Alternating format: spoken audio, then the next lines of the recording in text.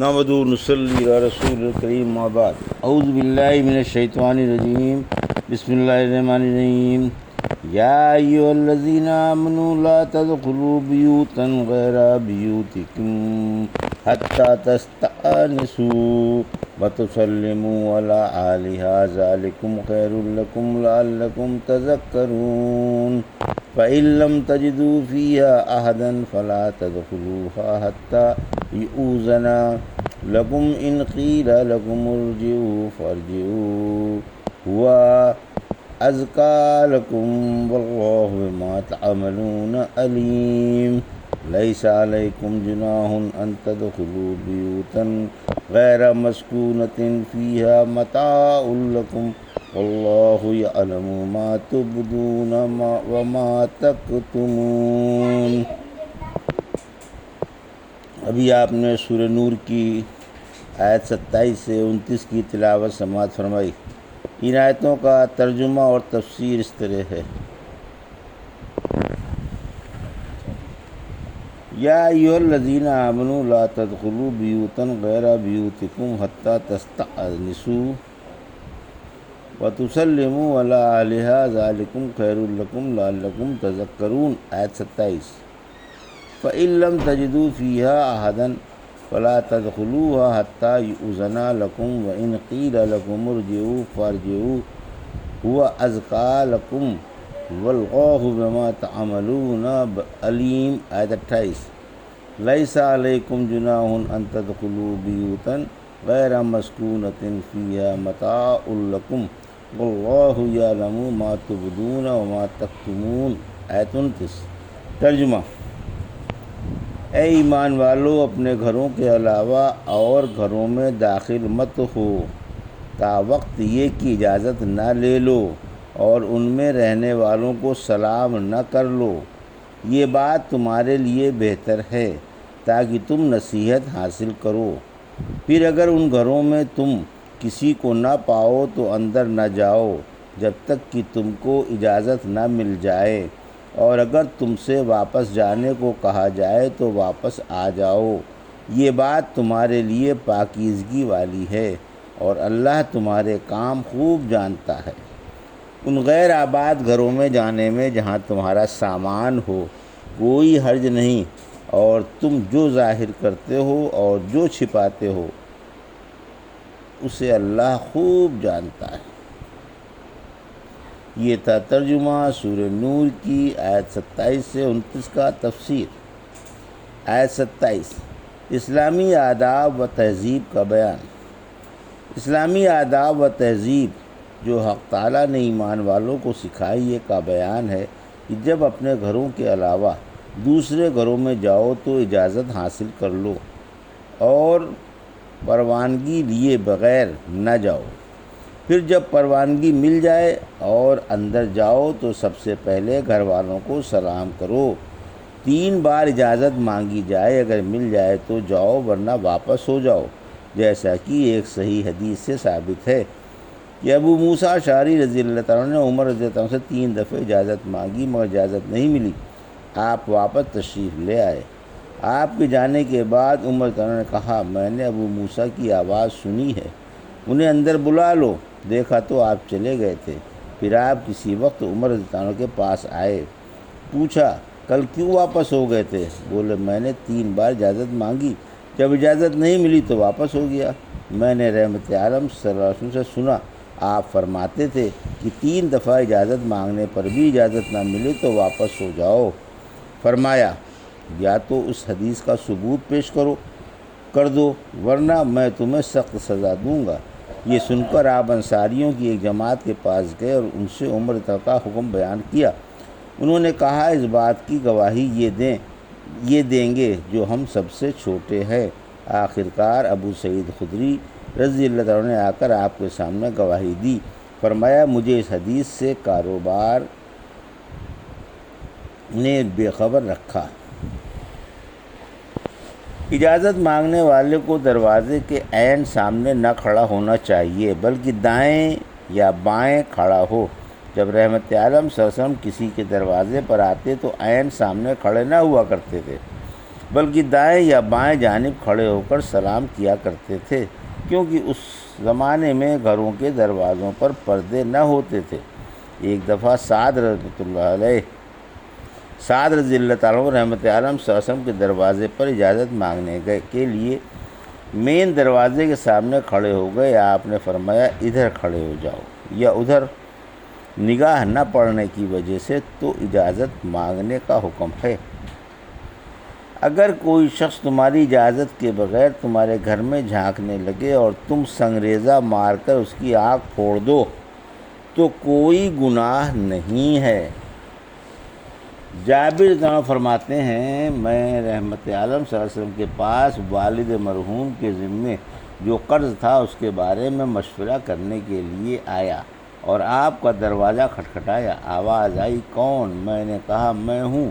فرمایا میں گویا یہ آپ نے میں کو ناپسند فرمایا، کیونکہ جب نام نہ بتایا جائے تو میں سے کچھ معلوم نہیں ہوتا، کیونکہ ہر شخص اپنے کو میں کہہ سکتا ہے اور جس غرض کی وجہ سے اجازت کا حکم ہے وہ فوت ہو جاتی ہے۔ کلدتہ رضی اللہ تعالیٰ عنہ بن صفوان بن امیہ نے اسلام لانے کے بعد مجھے رحمت عالم صلی اللہ علیہ وسلم کے پاس بھیجا۔ آپ میدان کے بالائی حصے میں تشریف فرما تھے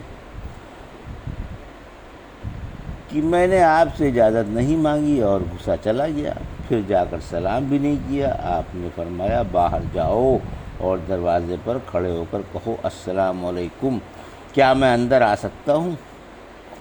ایک عامری نے رحمت عالم صلی اللہ علیہ وسلم کے دروازے پر آ کر اجازت مانگی۔ آپ گھر ہی پر تشریف فرما تھے۔ اس نے کہا کیا میں اندر آ سکتا ہوں؟ آپ نے اپنے خادم سے کہا اسے جا کر اجازت مانگنے کا طریقہ سکھا دو اور اس سے کہو کہ یوں کہو السلام علیکم، کیا میں اندر آ سکتا ہوں؟ اس شخص نے سن کر یہی الفاظ دہرائے۔ آپ نے اسے اجازت دے دی اور وہ اندر آ گیا۔ ایک شخص نے رحمت عالم صلی اللہ علیہ وسلم سے اس طرح اجازت مانگی، کیا ہم داخل ہو سکتے ہیں؟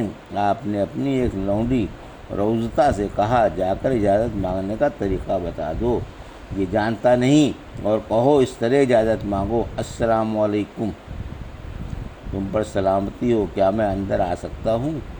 اس شخص نے سن کر یہی الفاظ کہے۔ آپ نے کہا آ جاؤ۔ مجاہد رحمۃ اللہ علیہ فرماتے ہیں ابن عمر کسی ضرورت سے آئے، آپ کو تپش نے بے قرار کر رکھا تھا۔ آپ ایک قریشی خاتون کے خیمے کے پاس پہنچے اور فرمایا السلام علیکم۔ اندر سے آواز آئی بخوشی تشریف لائیں۔ آپ نے پھر فرمایا السلام علیکم، پھر وہی جواب آیا۔ آپ کے پاؤں جل رہے تھے اور بدل بدل کر ایک ایک پاؤں پر کھڑے ہو رہے تھے۔ فرمایا یوں کہو ادخل، آ جاؤ۔ پھر اندر سے ادخل کی آواز آئی، تب آپ خیمے میں آئے۔ ایاز فرماتی ہیں کہ ایک دفعہ ہم 4 عورتوں نے صدیقہ رضی اللہ عنہا کے پاس آنے کی اجازت مانگی۔ ہم نے کہا کیا ہم اندر آ جائیں؟ جواب آیا لا، نہیں۔ پھر ہماری ایک ساتھ والی نے کہا السلام علیکم، فرمایا داخل ہو جاؤ۔ پھر آپ نے ہمیں یہ آیت پڑھ کر سنائی، ابن مسعود رضی اللہ عنہ ماؤں اور بہنوں کے پاس بلا اجازت نہ جاؤ۔ ایک انصاری خاتون نے رحمت عالم صلی اللہ علیہ وسلم سے پوچھا کہ میں کبھی اپنے گھر میں ایسی حالت میں ہوتی ہوں کہ اس حالت میں یہ گوارا نہیں کرتی کہ مجھے کوئی دیکھے، اپنے والد اور بچے کے دیکھنے کو بھی پسند نہیں کرتی، لیکن گھر والے اسی حال میں میرے پاس برابر آتے جاتے ہیں۔ اس پر یہ آیت اتری۔ ابن عباس فرماتے ہیں لوگوں نے 3 آیتوں پر عمل ترک کر رکھا ہے۔ حق تعالیٰ نے تو فرمایا کہ سب سے بڑا وہ ہے جو سب سے زیادہ متقی ہے، لیکن لوگ کہتے ہیں کہ سب سے بڑا وہ ہے جس کا سب سے بڑا گھر ہو، اور لوگوں نے اخلاق و آداب بھی چھوڑ رکھے ہیں۔ عطا رحمۃ اللہ علیہ نے پوچھا میرے گھر میں میری یتیم بہنیں میری تولید میں رہتی ہیں، کیا ان سے بھی اجازت لے کر گھر میں جاؤں؟ فرمایا ہاں۔ پھر انہوں نے پوچھا تاکہ آپ رخصت دیں، مگر آپ نے رخصت نہیں دی، اور فرمایا کیا تم کو یہ بات گوارا ہے کہ انہیں ننگا دیکھو؟ میں نے کہا نہیں۔ فرمایا تو اجازت لے کر جاؤ۔ پھر انہوں نے پوچھا، فرمایا تم کو اللہ کی اطاعت پسند ہے؟ بولے ہاں۔ فرمایا تو اجازت لے کر جاؤ۔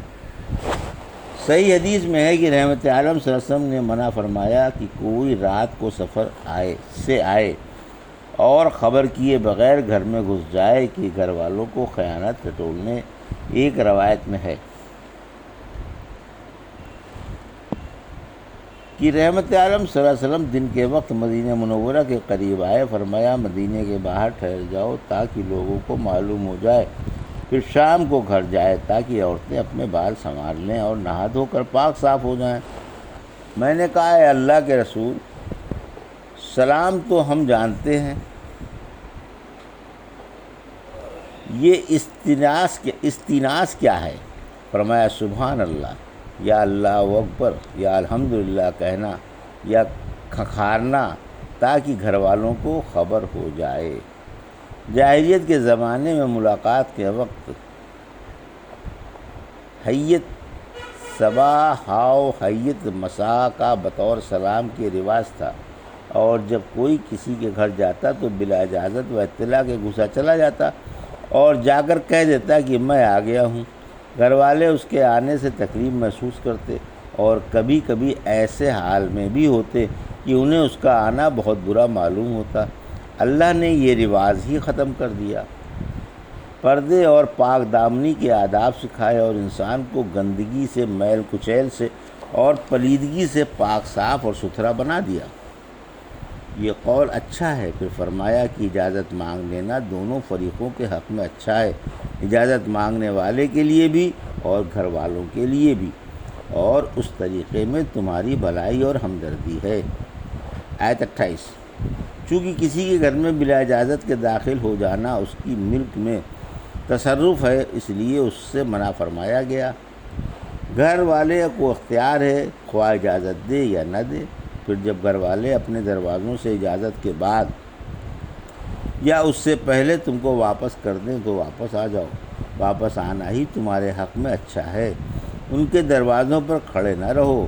قتادہ رضی اللہ تعالیٰ فرماتے ہیں بعض مہاجر فرماتے ہیں کہ ہمیں اس آیت پر عمر بھر عمل کرنے کا موقع ہی نصیب نہیں ہوا۔